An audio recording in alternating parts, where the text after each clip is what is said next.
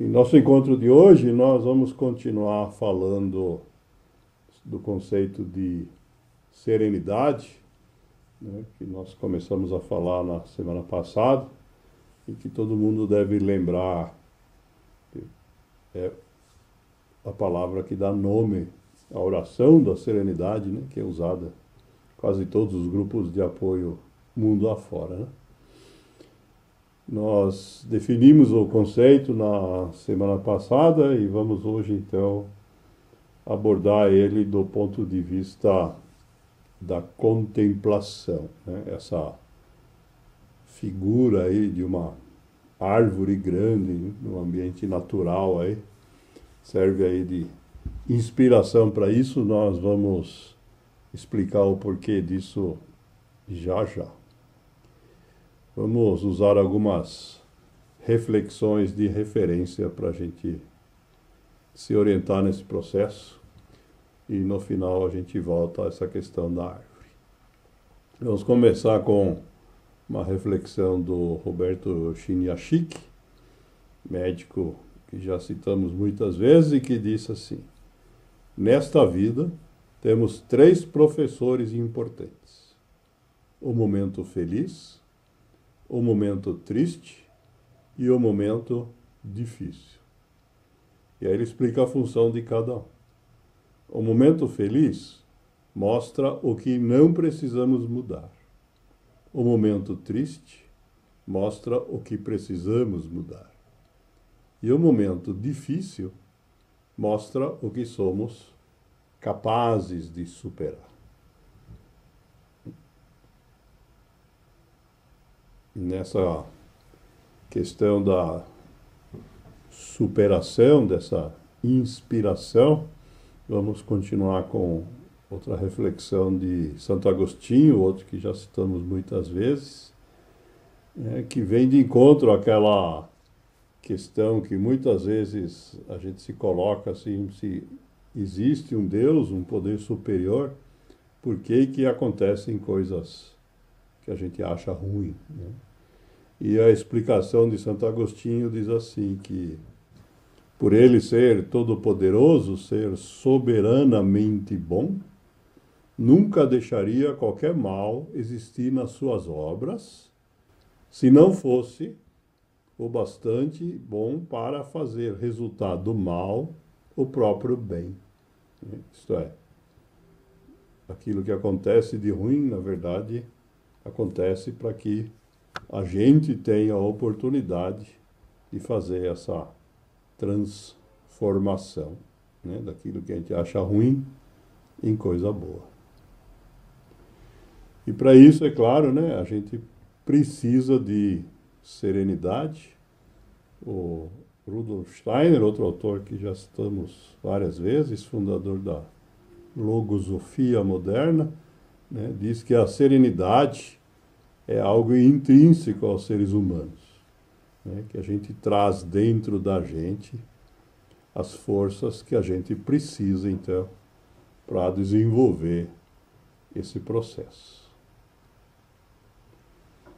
Outro pensador cristão, São Francisco de Assis, né, expressou isso de uma forma talvez um pouco mais poética, né, mas coloca essa questão associado com a palavra paz, né? Nós falamos em paz de espírito no encontro passado.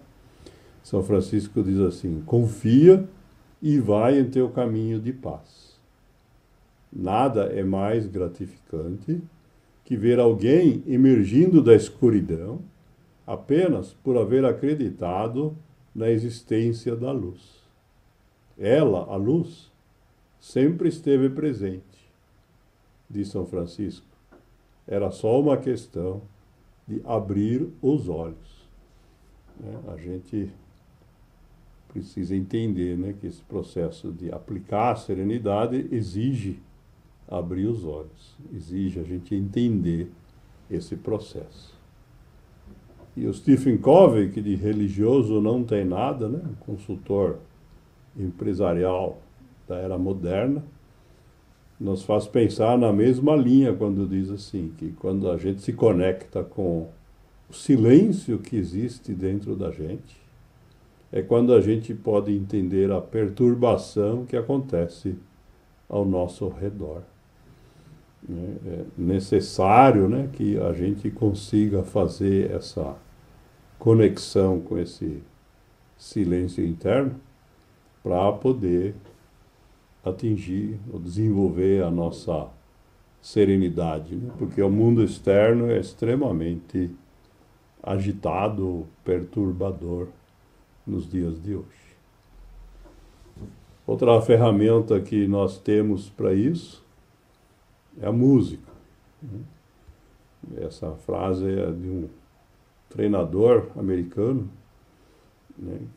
Arnold Auerbach, também espiritual não tem nada, um treinador de equipes esportivas, né? E que nos lembra que a música é capaz de lavar a nossa alma da poeira que fica da vida diária. Então, fica a dica, né, que a música pode servir neste processo. E diz Dom Bosco que se a gente conseguir ter essa paz em nossa consciência, então temos tudo o que precisamos. Essa conceituação, né, se isso é consciência, se isso é alma, aonde que fica, né, isso pode ser objeto de opiniões discordantes, né? Nós temos uma aqui da Elizabeth Gilbert, né, uma jornalista, escritora americana aí bem famosa, né? Alguns de seus livros viraram inclusive filmes, e que escreveu o seguinte, diz ela: o lugar de descanso da mente é o coração. A única coisa que a mente ouve o dia todo são sinos tocando, barulho e discussão, e tudo que ela quer, na verdade, é quietude. O único lugar onde a mente encontrará paz é dentro do silêncio do coração. É aí que você precisa ir, diz a Elizabeth Gilbert. Então, esse é o desafio, né? Como a gente fazer isto? Essa busca por esse estado de serenidade absoluta é um conceito que já foi definido na antiguidade, né? O Epicuro de Samos, filósofo do século IV antes da nossa era, usou para isso essa palavra ataraxia, ou ataraxia, né? Ele definiu como o estado em que a alma, pelo equilíbrio e moderação na escolha dos prazeres sensíveis e espirituais, atinge o ideal supremo da felicidade, que ele faz equivaler à imperturbabilidade. Atingir isso, então, pode ser talvez utópico para a maioria de nós, mas, como toda utopia, ela nos indica um caminho a seguir. E aí nós vamos usar mais uma vez de algumas reflexões do Eckhart Tolle para nos mostrar aí, então, o caminho, ou um dos caminhos possíveis para isso.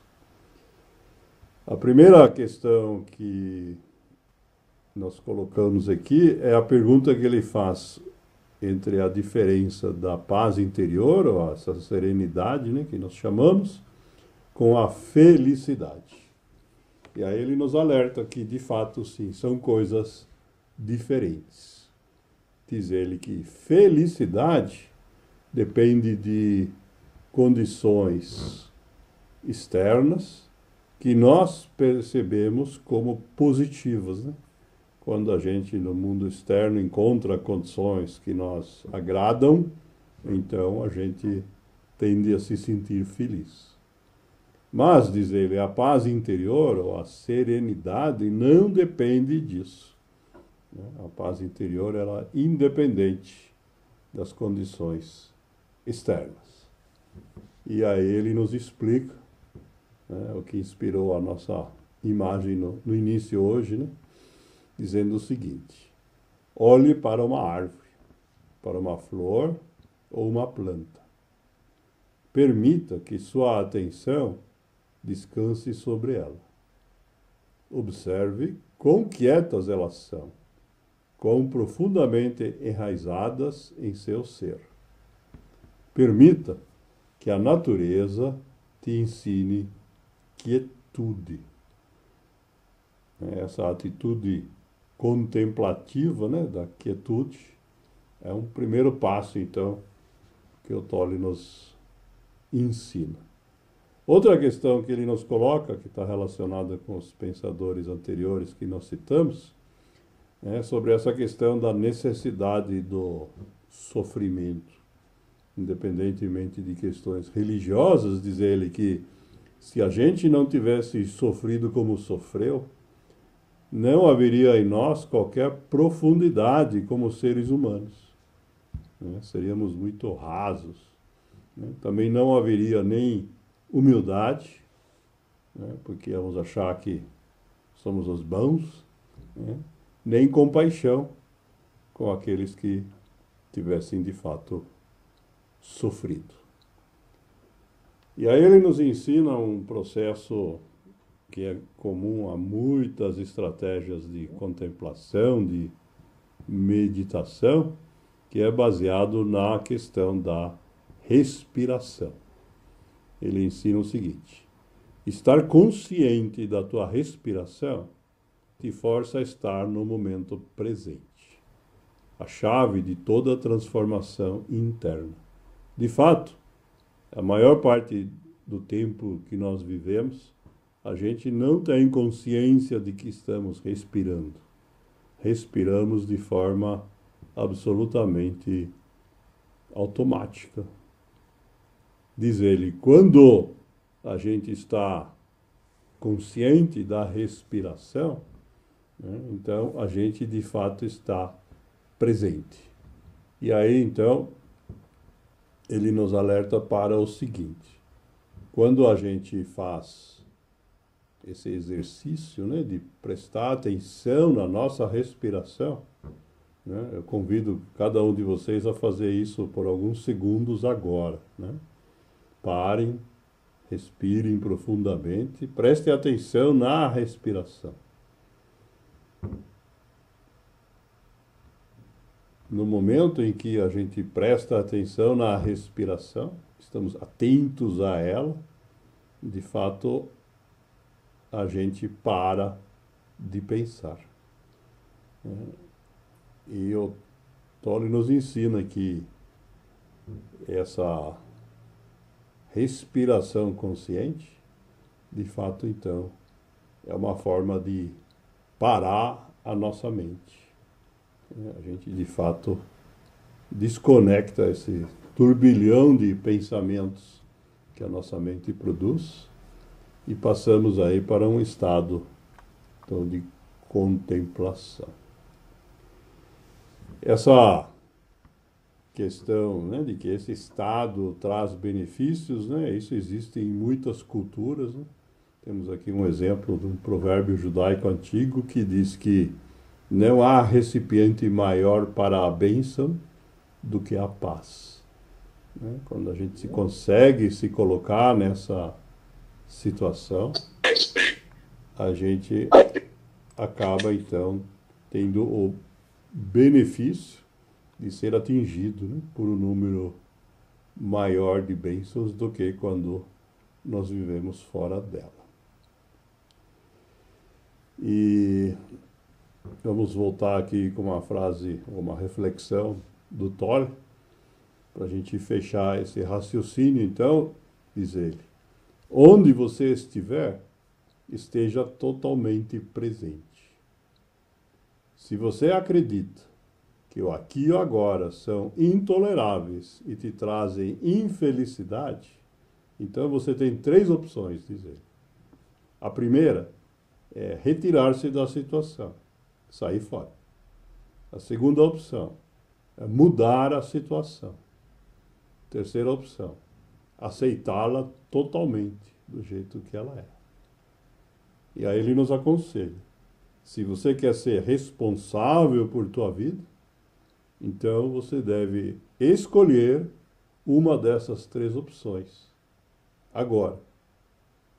E depois de ter feito a escolha, você tem que aceitar as consequências. Com essa reflexão, então, nós criamos aí a ponte para o próximo passo, né? Que é a serenidade, deixar de ser uma atitude contemplativa, né? E nos levar para a tomada de atitudes.